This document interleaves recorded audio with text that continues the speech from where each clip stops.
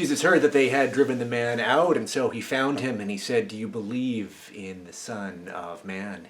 The man answered, "And who is he, sir? Tell me so that I may believe." Jesus said, "You have seen him, and the one to whom you were speaking is he."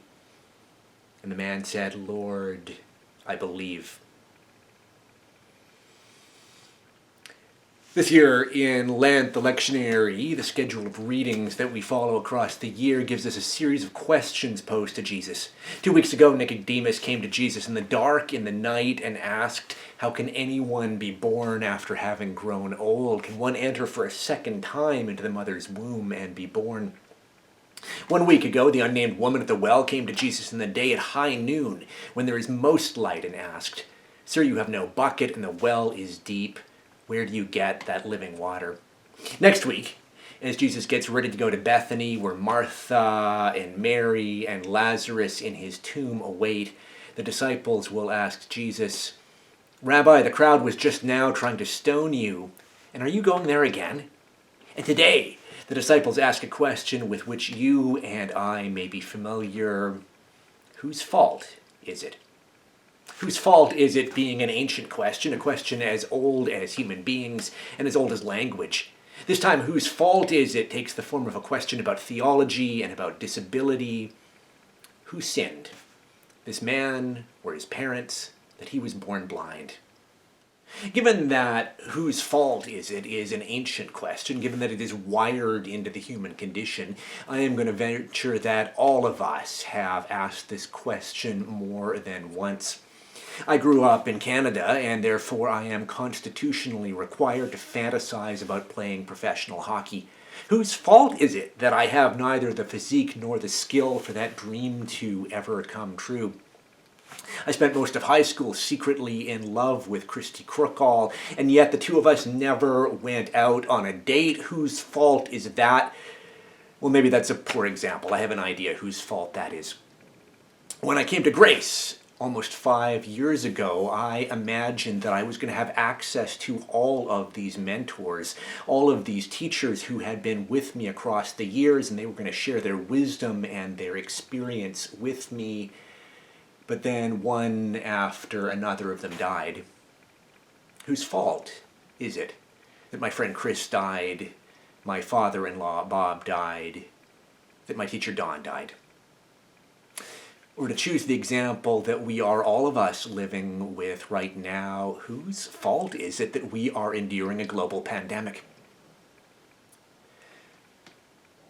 The disciples come to Jesus and they ask, "Whose fault is it who sinned?" And Jesus said, "Nobody sinned, neither the man nor his parents." And having answered their question with these words, Jesus goes on, he says something more, and he does something more. He says, "The man was born blind so that God's work might be revealed in him." And then in a startlingly intimate gesture, one that is probably shocking to us in our regular 21st understanding of germ theory, and is particularly shocking these days with social distancing, Jesus makes a paste out of his spit and out of mud, and he massages it into the man's eyes. "Go and wash," he says. So just like the past 2 weeks with their two questions, here is water. Remember the water of birth, remember the water at the well. And when the man comes back from washing, he can see. The end. And they lived happily ever after. Except that it isn't the end. Unlike the Gospel of Mark, where the story tends to move on from miracle to miracle in a breathless fashion, John keeps the camera lingering on this scene. And as John does, we see that the follow-up to the man's healing is hardship, it is skepticism and accusation. The man gets cross-examined, his parents get cross-examined. The religious authorities cannot believe, or maybe they cannot tolerate, that Jesus has performed an unscheduled and unauthorized miracle. Even though there is healing, even though Jesus is present, brokenness and hurt remain, Jesus gives us something more difficult and more complicated than a happy ending. What if? What if we decide that this story is about us right now? We come to Jesus and we say, whose fault is it? Who sinned that there is a pandemic which is rewriting our economy and our lives? And Jesus replies, Nobody sinned. Not you, not your parents. This happened so that God's work might be revealed. And then Jesus heals us. And then, notwithstanding the revelation and the healing, things stay difficult and complicated. What might that mean? How might that be good news? Now, 2 caveats before I go on. First, there is no question that there are things that our leaders could have done better and could be doing better right now. There is no question that as a society, we could be doing things better right now. Our response has been too blasé for too long, too selfish for too long. For 5 senators, for instance, to be briefed on COVID-19 and to use that as an opportunity to sell their stocks, well, that is pathetic and unethical in equal measure. Second, I don't want to suggest that in any way God caused COVID-19 to come upon us. I don't think God dropped this pandemic on us like frogs onto Egypt. I don't think that is something that God does. God does not introduce suffering into our lives. But as Richard Rohr said just a couple of days ago, God absolutely does use our suffering to teach us. These 2 caveats named, this whole thing is nobody's fault. As far as we know, there is no Pandora who found a can labeled COVID-19 with big red letters on the top that said, "Do not open," and then said to herself, "I wonder what happens if I open this." Nobody sinned. Not you, not your parents. Here's how maybe Jesus is healing us and will heal us, how God's work is and will be revealed in this time of crisis, and how things will remain messy and complicated anyway. I'm going to focus on 5 overlapping categories. Let's call them justice, humility, lament, community, and Sabbath. Justice. As with so many crises, think of the hurricane that landed in New Orleans 15 years ago. The crisis that is COVID-19 is most magnified for those for whom Jesus calls the least of these, our siblings.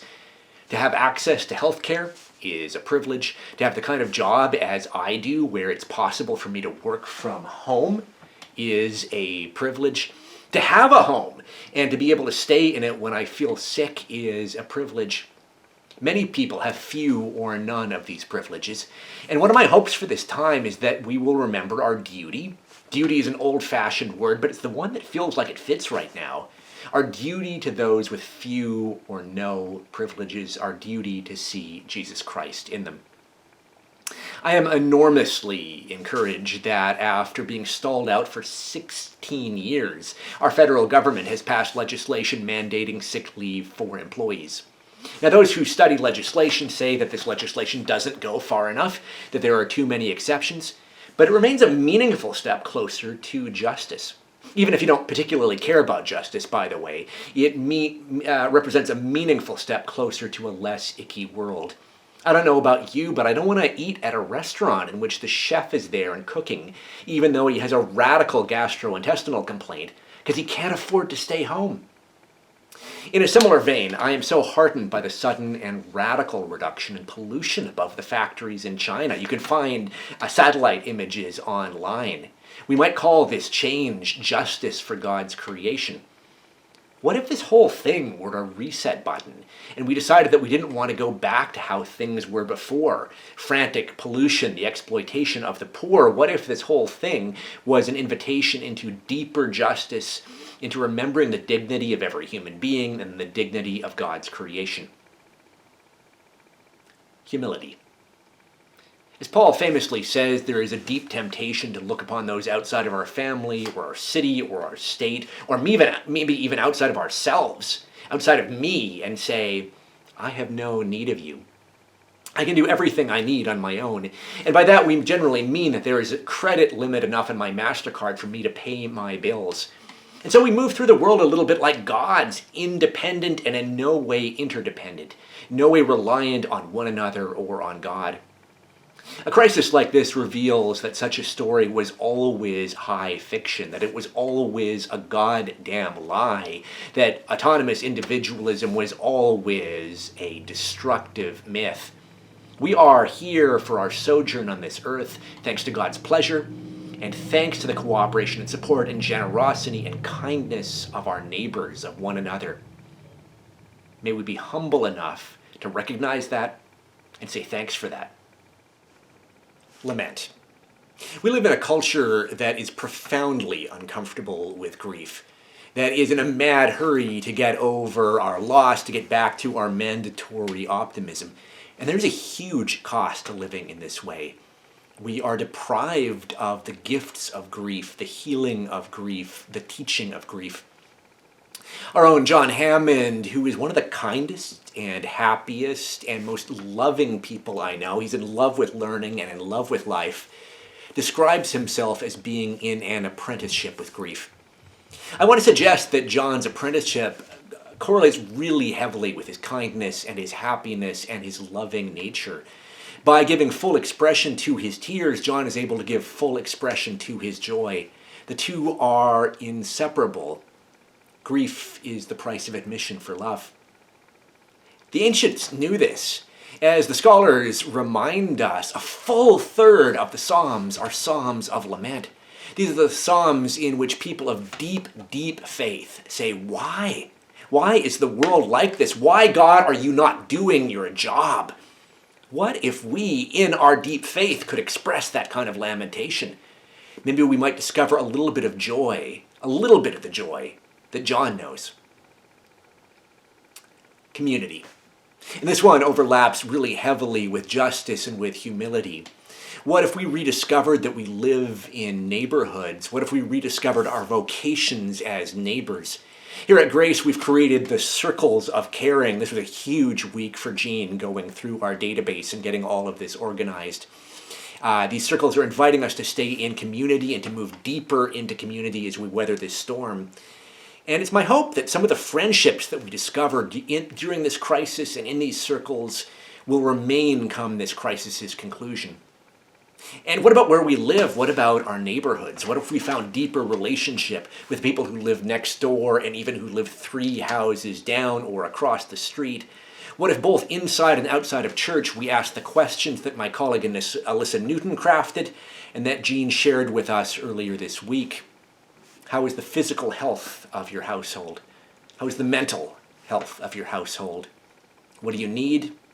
What can you offer? Sabbath.